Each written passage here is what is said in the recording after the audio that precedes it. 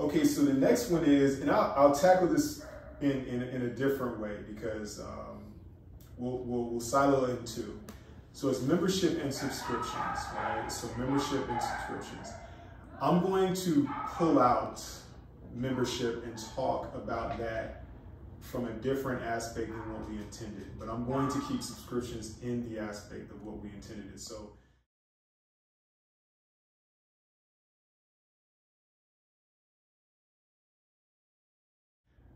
our discussion now is going to focus on what things that a nonprofit may be able to use that's out there in our world today that would help it, and help the board, and help by way of the nonprofit. What things can we, sink our teeth into and utilize heavily to improve our skill set, improve our operations, improve our process as a board, as well as enhance the features of our nonprofit. What can we get involved in? The tension behind that is, what can we afford? You know what I mean? So we talked about training a few subsections ago, and one of the things that we mentioned is bringing in some experts, to train, in those areas.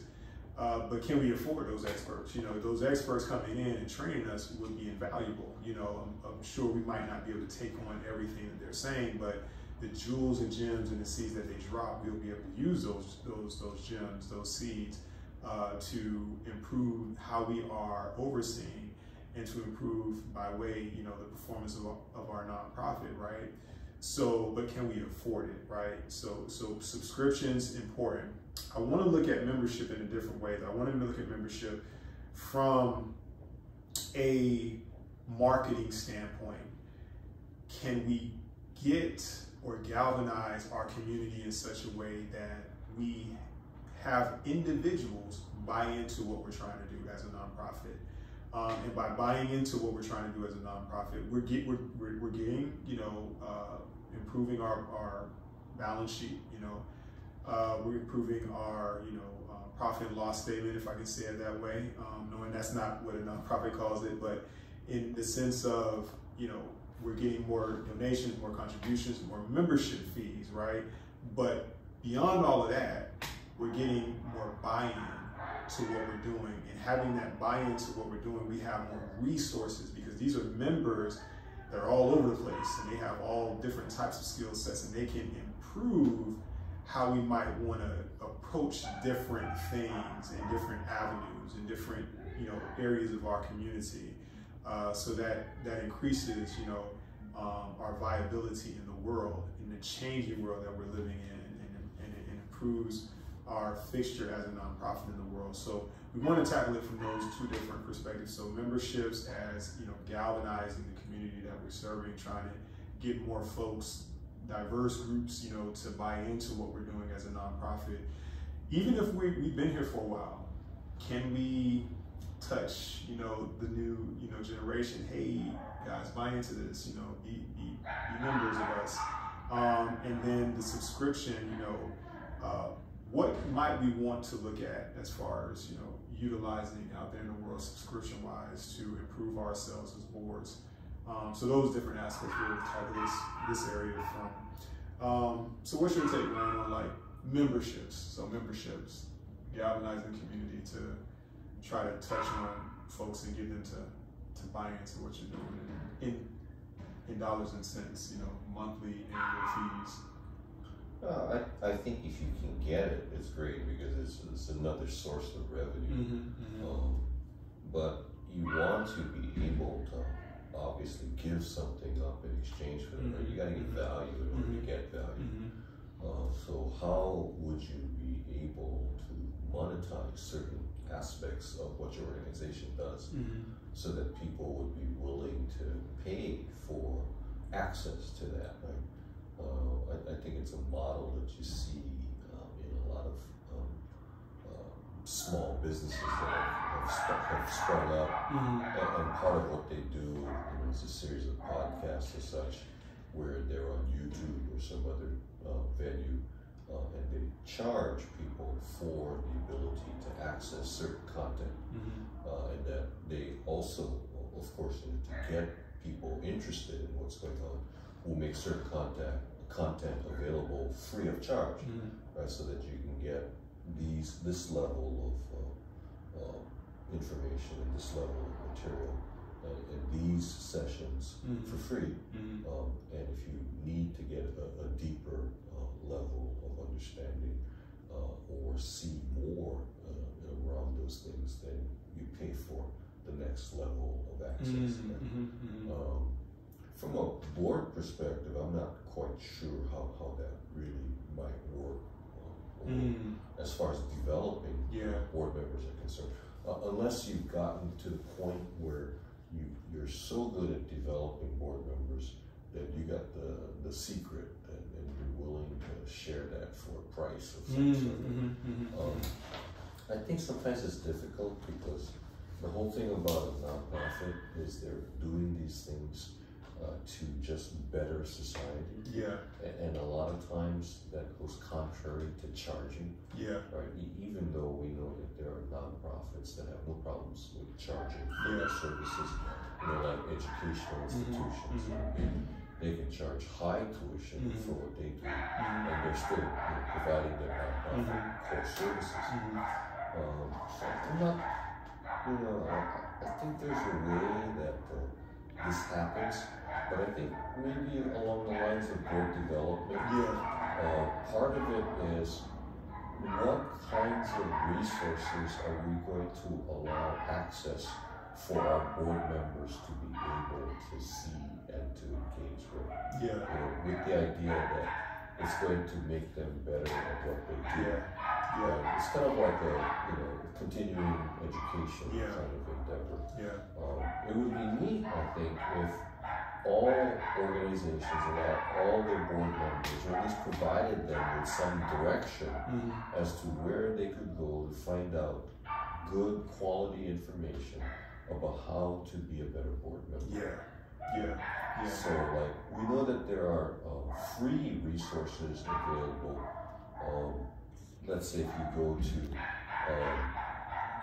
BoardSource, there's a company out there called BoardSource. They're at boardsource.com, and they provide a lot of free material for nonprofits in all kinds of different areas that'll help the nonprofit to do its job better, including the work of the board.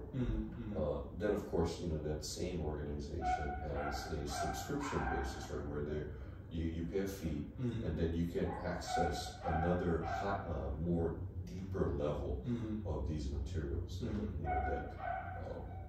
It'd be no different than if you were to engage a consultant to come in and talk to your board and say, hey, we know you don't have a formal training process in place, so let us conduct this for you. So here are all the board members. You guys are all the board members. Okay, here's the program we're going to go through today, right? And then the organization pays for that.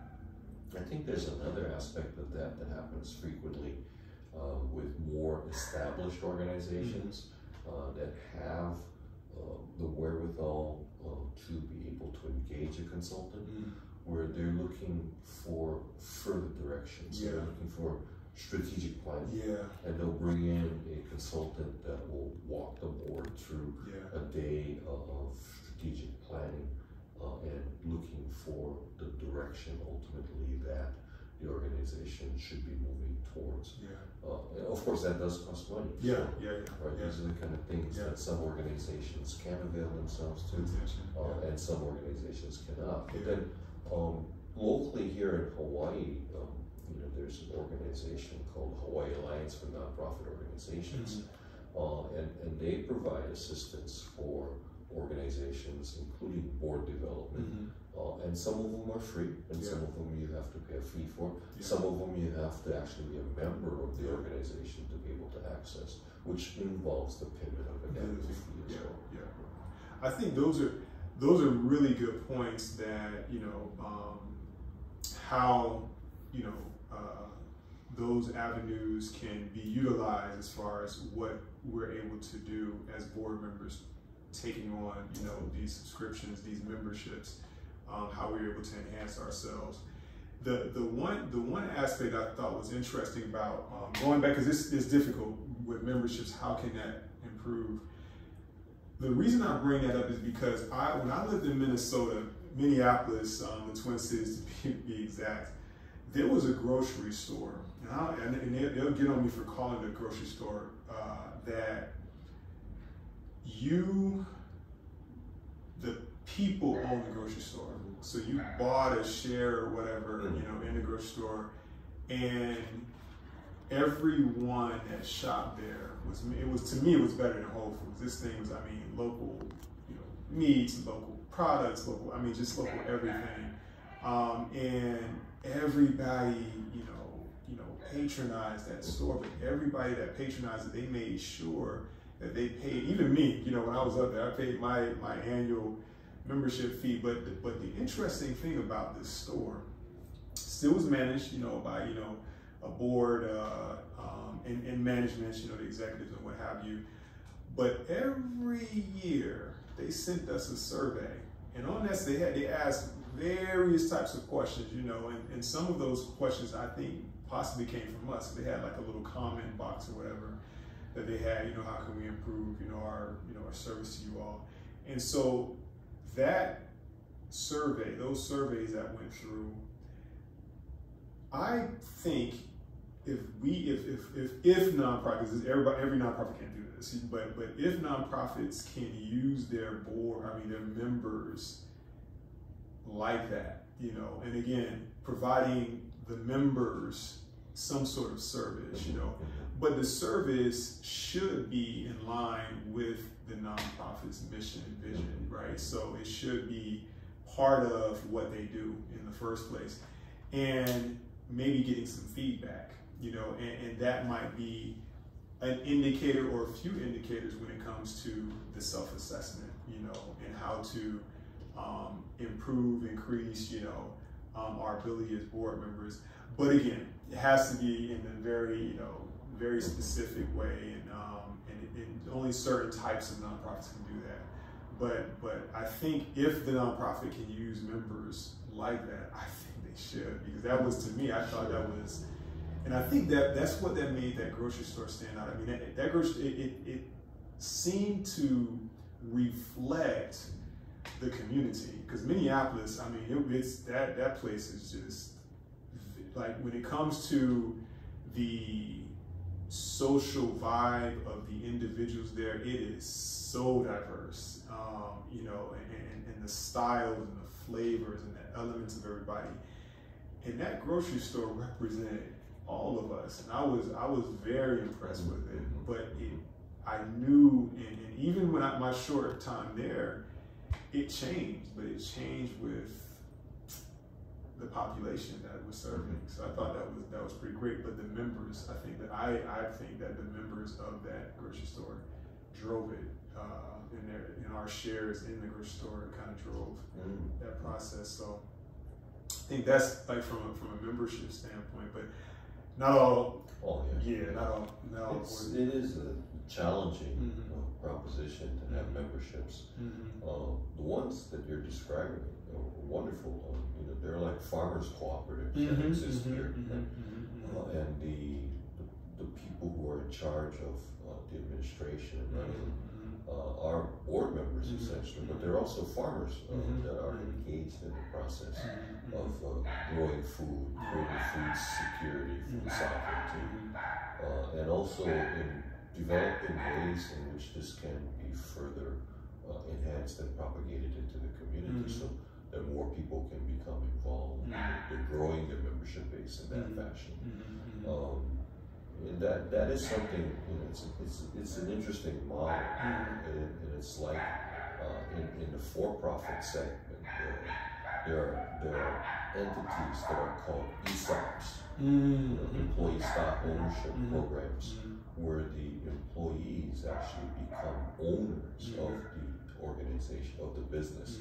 And it goes along the lines of course, if you have a direct stake in it, if your profitability is going to be enhanced, if the organization does better, if the business is more profitable, that you're all in, that you're going to do more to help develop that organization. So if you can have those kind of membership organizations, the members, will do a large part in informing the board as to what needs to be done. And then the members are actually developing themselves so that they could in the future be board members themselves. Because they have that direct contact again with the community, and they're coming from the community, right? It's not somebody going out to save the community.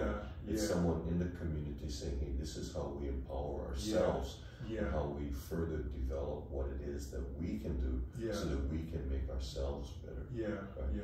So it's kind of like a mixture of doing things, getting assistance, but giving assistance.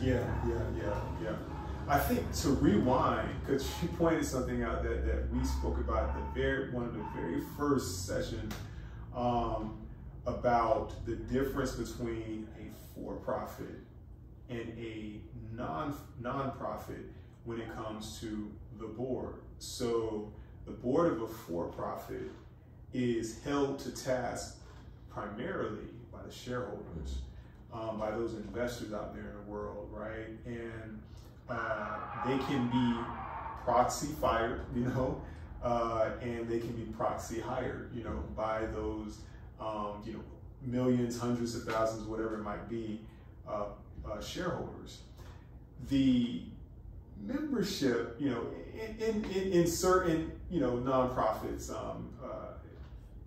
may do the same thing. I mean, the members may actually be the driving force behind, the performance, aspects, I'll say, of the performance of the board, and that would actually put a position or put onerous on a void that we have in a lot of nonprofits. Like there is who's holding me to task. We're holding each other to task. The IRS is holding us to task, but really, who physically, the media might be holding us to task, but who do we directly have to answer to, or who is looking directly at us in our performance? And members would be, in that respect, filling that void. That would be, but again, it's a special situation in this particular nonprofit that would have to be. But in general, it would be the beneficiaries that are going to be providing that information. Right? Those data points come from how many people were positively and effectively served. There's a lot of concern about this in the community today. When you think about it. In the last 10 years, more than likely, I would imagine that the number of nonprofits that serve homelessness that have been created to end the problem of homelessness has more than doubled. Right, which means that there's more than double the amount of services that are being put into the community. But the homeless situation continues to advance. It just gets worse. If you measure worse by the number of homeless people there are, and the increase in that number as being bad, then it's gotten worse. It's clearly gotten worse. Part of the self-assessment process for not just the board but the organization is, why is that the case? Because funders should be able and should be asking, hey, I'm putting this much more money into the problem or into your mission, and yet the results are declining. So is this the most effective use of my money or my donation? I think nonprofits have to seriously look at those kinds of things. They have to start, as part of their own assessment and part of their own validation, they have to start compiling that information. They have to start getting the data.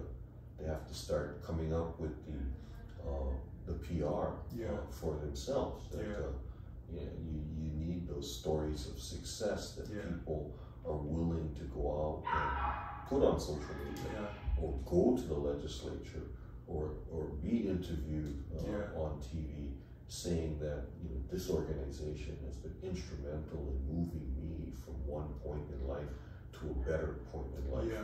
right? And that becomes part of the self-assessment process. Yeah. I think that boards have to be very much aware of. There's a moral and ethical dilemma in what you just discussed. It's more pervasive than I think a lot of us know.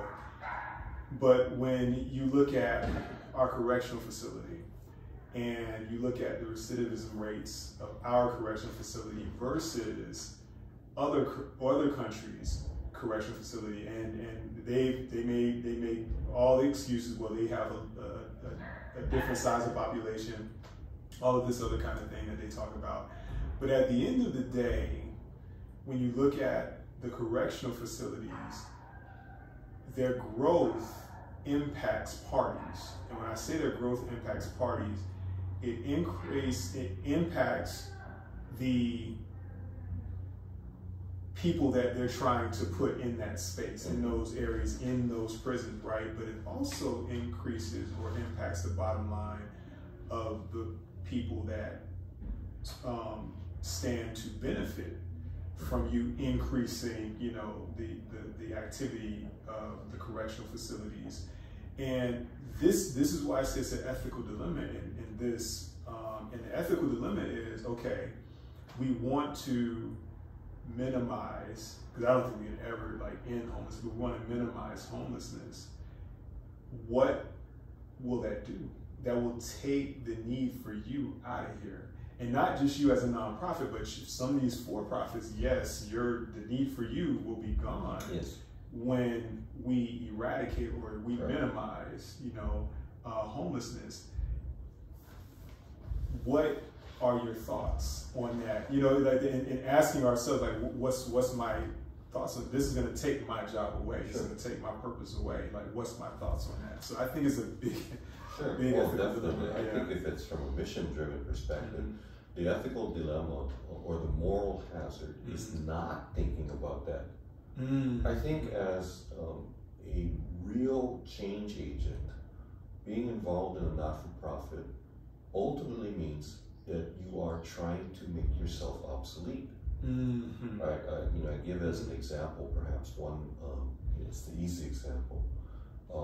In the United States, universal education was not always present, right? From the time of the Constitution, there's no fundamental right to education. And some people will argue with me saying that there is. I said, no, there is no fundamental right to education in the Constitution. The Founding Fathers understood that an educated populace was necessary, but they also understood that that would cost a hell of a lot of money, and the government really didn't have that much, right? So organizations were created, nonprofits essentially, to create situations where there would be, their goal, their mission would be universal literacy, right? Now, those organizations actually don't exist anymore, right? Because the law says that you have to go to school, right? So and there are, of course, religious objections and some other types of objections, but you know, there still is a minimum of 8th grade education that has to be accomplished in the regular system of education, right? And the government provides for that free of as part of the taxpayer dollars, but it's free, right? So before, only the rich could be educated, right? Because they have the resources to be able to send them to these private schools or institutions or get tutors, and their children would learn how to read. But that meant that all other children would not be able to learn how to read.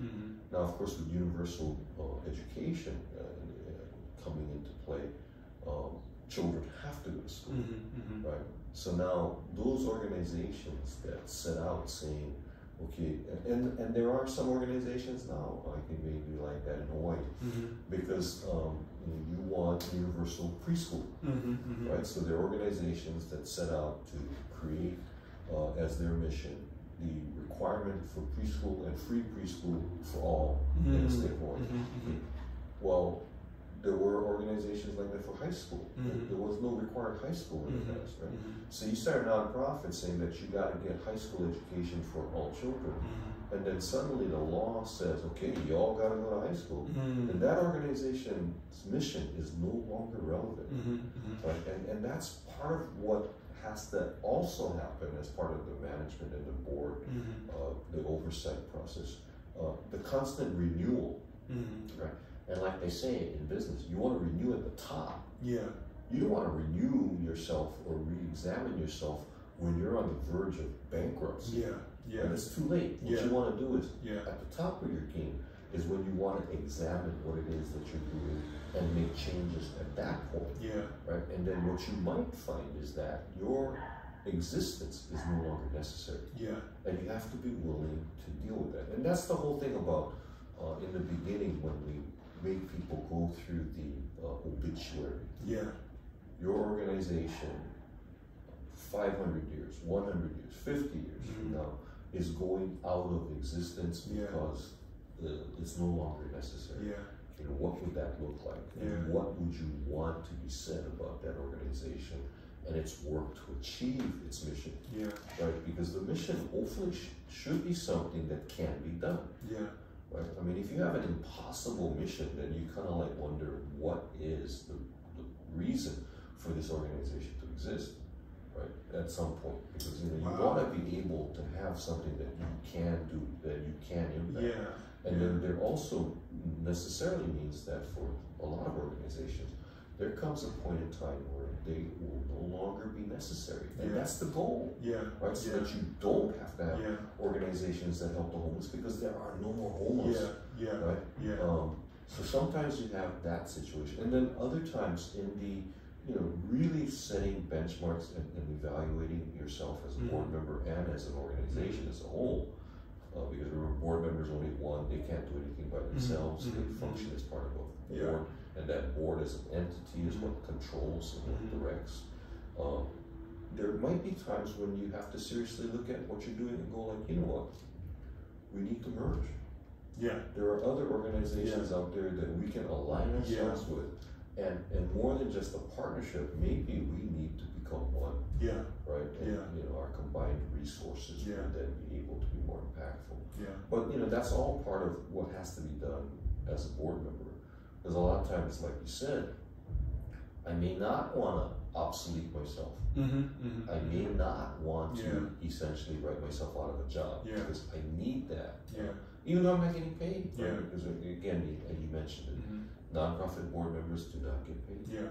For-profit board members do get paid. They get paid a lot, right? But nonprofit board members are doing it for a different reason. And that reason, as we looked at it from the very beginning of this process, means that someone's got the passion. And they may not be willing to relinquish that passion, even if that would be done for the benefit of the community. That's a very powerful discussion that you just had. The thing that we can sometimes outlive our purpose and outlive our mission. I say that because as you were speaking, I was thinking about everything that was set up and why it was set up. But I think at times we may forget. And if we would come back and say, okay, why are we doing what we're doing? Was this achieved? We started this nonprofit 50 years ago, and hey, we achieved what we were supposed to achieve, 20 years ago, and we're still in existence. It forces me into the realm of when you were talking about, 8th grade education, literacy, 8th grade education, high school, and college. It kind of makes me think of, okay, we have high school, but now we have all these standardized tests, right? And then we have university, college, but now we have like these standardizations. Like the question, like what was the purpose in the first place? And did we achieve it, or what steps do we need to go further to achieve, or are we never going to achieve it, kind of a thing, because it would get back, because And that, as you and I know, both know, Wayne, that, you know, the university is not what it used to be. You know, like, so you graduated, you got a good job, you know, so forth and so on. Now it may not be that. You know, I might graduate, kind of be on mom, dad couch, you know, and I have a bunch of debt, you know, from, you know, kind of a thing. And so, but the thing is, going back to that question, what is it that what are we trying to achieve? But I think that's a great question, because knowing what the nonprofit stood for, why it came into be, is very important. So not really just understanding the mission and the vision, but why. You know, why this organization get started? What was their purpose? What did they want to accomplish? Or did they want to just exist in perpetuity? To do something, you know. But I think that's a great question. But I think every nonprofit really has to do some soul searching, honestly, to say, hey, you know, we as a board, collective, do we understand what our nonprofit is trying to do, and do we have the capability and capacity to walk the road with them to achieve that goal, or do we need to modify things, or, you know, just asking those questions? I think that's very vital, and I think that's but probably difficult to do. It's probably difficult to do. Yeah. So I think that's something that everybody has to wrestle with. So these are, you know, the things that you know, we look at as board members. You know, how do we improve ourselves? You know, how do we develop? How do we mature to, again, impact not just the nonprofit that we are, you know, serving, but the community that the nonprofit serves. So I think all of the things that we discussed in all of the subsections are very vital and important. And if you find yourself in an area where you don't know if you are improving or you're developing in a way you should be, it's important to probably do some self-assessment, some reflection, and maybe just some discussion, you know, board meetings, discussion. How might we improve? How might we, you know, gain training? How might we tap into different subscriptions? How might we, you know, do these different things to get to a level where we are able to be those productive board leaders that we need to be for, you know, our nonprofit, and by way of the nonprofit, our community.